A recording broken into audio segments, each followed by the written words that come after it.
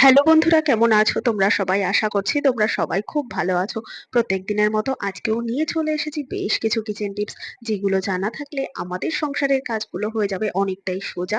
বেঁচে যাবে সময়, পরিশ্রম, মাসিক বেশ কিছুটা খরচাও।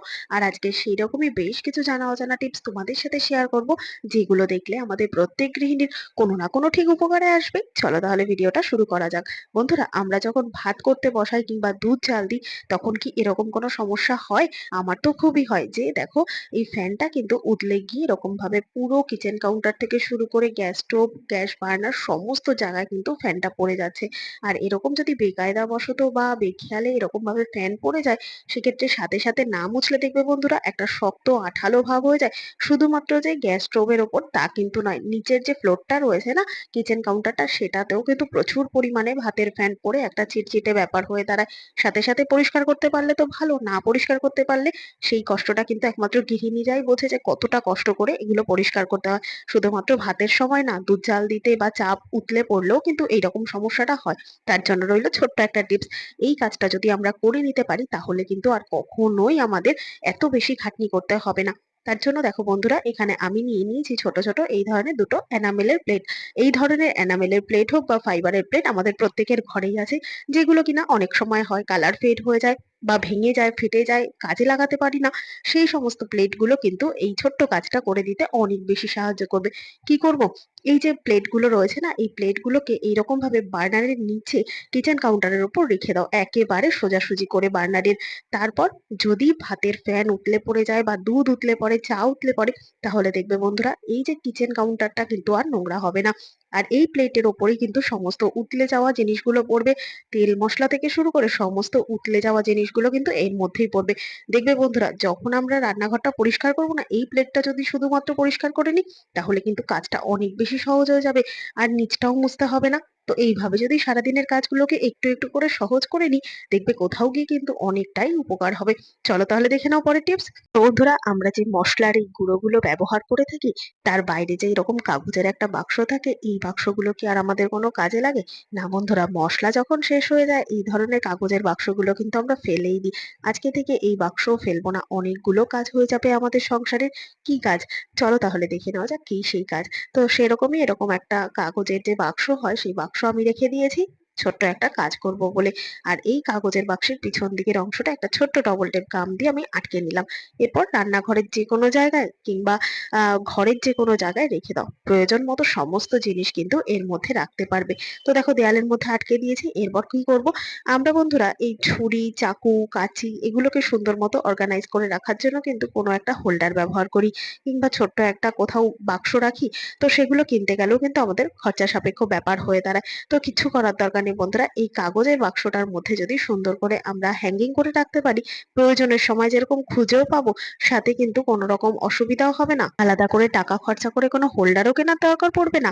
আর প্রয়োজনের সময় যদি হাতের কাছে সমস্ত কিছু একসাথে পেয়ে যাই, আর খালি একটা ফেলে দেওয়া জিনিসকে যদি এইভাবে রিউজ করতে পারি, তাহলে কোথাও গিয়ে কিন্তু অনেকটাই সুবিধা আছে। টিপসটা ভালো লাগলে লাইক করে দিও। চলে গেলাম পরের টিপসে। কিন্তু আমরা প্রত্যেকেই দিনের মধ্যে বহুবার খেয়ে থাকি, লিকার চা হোক বা দুধ চা। কিন্তু যখন এরকম ভাবে লিকার চা আমরা করব, প্রয়োজনের অতিরিক্ত যদি কখনো করে ফেলি, তখন কিন্তু সেই লিকার চা আর খাওয়া যায় না। কেন বলো তো? দুধ চা যদিও বা একটু দুধ মিশিয়ে খাওয়া যায়, তিতকুটে ভাবটা হয় না। লিকার চা কিন্তু একবারে যদি অনেকটা ভুল করে করে ফেলি, এই রেখে দিলে পরে যে একটা তিতকুটে ব্যাপার হয়ে দাঁড়ায় না, সেই তিতকুটে ভাবটা কিন্তু কোনোভাবেই চিনি দিলে কমে না। আর এই চাটা ফেলে দেওয়া ছাড়া কোনো উপায় থাকে না। তো এবার থেকে যদি চা বেশি হয়, এই ছোট্ট কাজটা করে নিতে হবে না ফেলে দিয়ে। কি করব? চাটা এখানে আমি ছেঁকে নিয়েছি। আর অবশ্যই কিন্তু এই কাজটা করতে গেলে চাটা ঠান্ডা হতে হবে। এবার এই চায়ের মধ্যে আমি দিয়ে দেবো দুটো ন্যাপথলিন। বন্ধুরা, তোমাদের কাছে যদি ন্যাপথলিন না থাকে, তাহলে কর্পূর একটুখানি দিতে পারো। এরপর একটা চামচের সাহায্যে ভালো মতো মিশিয়ে রেখে দাও, যতক্ষণ না পর্যন্ত এই ন্যাপথলিনটা সম্পূর্ণ গলে যাচ্ছে। তো তোমরা হয়তো ভাবছো এটাতে আমরা কি করব। বন্ধুরা, আমরা যখন টয়লেট ব্যবহার করি, তখন প্রত্যেকবার টয়লেট করার পর কিন্তু আমরা ফ্ল্যাশ করি। ফ্ল্যাশ করলে শুধুমাত্র কিন্তু নোংরাটাই যায়, সাথে কিন্তু ডিসইনফেক্টেড হয় না। আর প্রত্যেকবার তো হারপিক বা কোনো রকম ক্লিনার দিয়ে আমরা পরিষ্কার করতে পারি না। তো কিভাবে এই টয়লেটটাকে আমরা আনহাইজেনিক করব?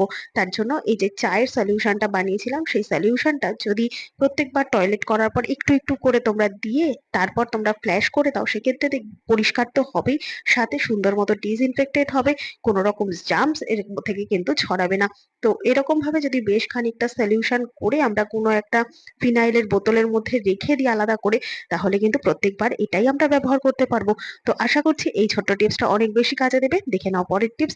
এখানে দেখো আমি নিয়ে নিয়েছি বেশ কতগুলো ছুরি, চাকু, তারপর পিলার, এই ধরনের জিনিসগুলো যখন আমরা বাড়ির বাইরে কোথাও যাই বা ট্রাভেলের সময় যদি এইগুলো নেওয়ার প্রয়োজন হয়, তখন দেখবে বন্ধুরা এই জিনিসগুলো কিন্তু ওপেন আমরা কোনো ব্যাগের মধ্যে নিতে পারি না। কেন নিতে পারি না বলো তো? এর মাথার দিকের যে অংশগুলো এতটা ধারালো ছুচালো হয় না, তো ব্যাগের মধ্যে নিলে অনেক সমস্যা হতে পারে। হয়তো বা ট্রেনে বাসে নিয়ে যাচ্ছি, তো কারোর গায়ের মধ্যে লাগতে পারে। কেননা এই ব্যাগগুলো এরকম কাপড়ের ফাঁক করে কিন্তু ছুরি, কাঁচি মাথার দিকটা এরকম ভাবে বেরিয়ে আসে, যাতে দুর্ঘটনা ঘটার সম্ভাবনা অনেক বেশি থাকে। তো কিভাবে আমরা যে কোনো ব্যাগের মধ্যে এগুলো যদি নিতেই হয় কিভাবে নেব, তার জন্য রইলো ছোট্ট একটা উপায়। তার জন্য এখানে আমি নিয়ে নিয়েছি বন্ধুরা এই ধরনের ছোট্ট এক টুকরো ফয়েল পেপারের টুকরো। আর যদি ফয়েল পেপার না থাকে, সেক্ষেত্রে অন্য কোনো মোটা কাপড়ের মধ্যে সমস্ত পিলার, ছুরি, চাকুগুলোকে এক জায়গায় করে মাথার দিকটা এরকম ভাবে র‍্যাপ করে নাও। আর এইভাবে র‍্যাপ করে নিলে দেখবে নিতেও সুবিধা হবে, কোনো রকম ব্যাগ ফুঁড়ে এর মাথার ছুচালো দিকটা বেরিয়েও যাবে না, আর কোনো রকম অ্যাক্সিডেন্ট ঘটারও কিন্তু সম্ভাবনা থাকবে না। তো দেখো এইভাবে নিয়ে নিলাম।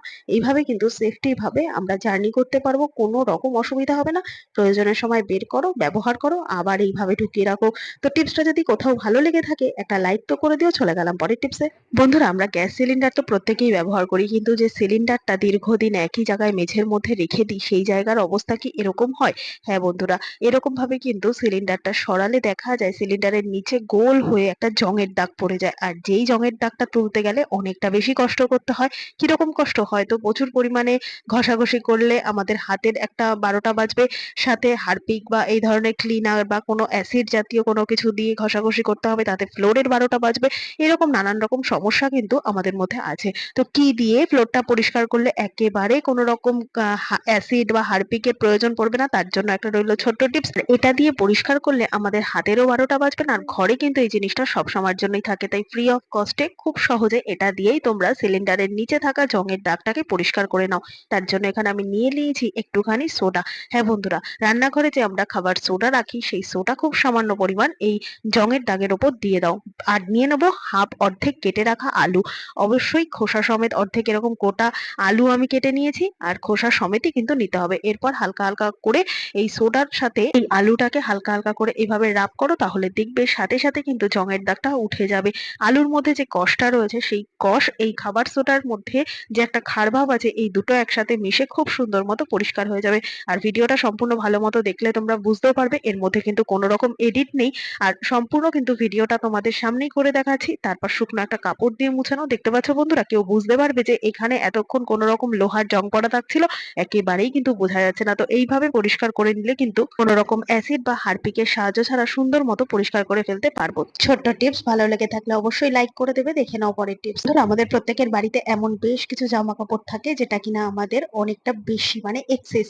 তো এই সমস্ত জামা কাপড় বলো বা বিছানার চাদর বলো বা যে কোনো ধরনের জামা কাপড়, এগুলো কিন্তু প্রত্যেকদিন ব্যবহার হয় না, অথচ আলমারিতে রাখারও জায়গা হয় না কোথায় রাখবো। এই কারণে কিন্তু আমরা হয়তো ফেলে দিই, বা হয়তো অনেক সময় দেখা যায় ফেলে দেওয়া বা কাউকে দিয়ে দেওয়ার পরেও এই জামা কাপড়গুলো হয়তো এমন কোনো কাজে লাগবে তখন আর আমাদের ঘরে থাকে না।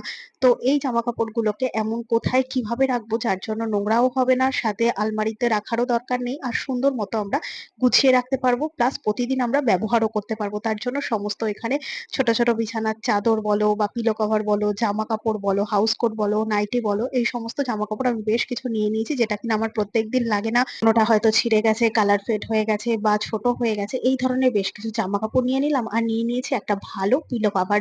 এই ধরনের ভালো পিলো কভার দিয়ে আমি তোমাদেরকে দেখাচ্ছি, অনেক সময় হয় ঘরে রং উঠে যাওয়া বা হয়তো একটুখানি কোথাও ছিঁড়ে গেছে সেরকম পিলো কভার থেকে থাকে, তো সেটা হয়তো ব্যবহার করা হবে না, তো সেটাকেও কিন্তু আমরা ফেলে দিই। তো এইরকম একটা পিলো কভার নিয়ে নেবে।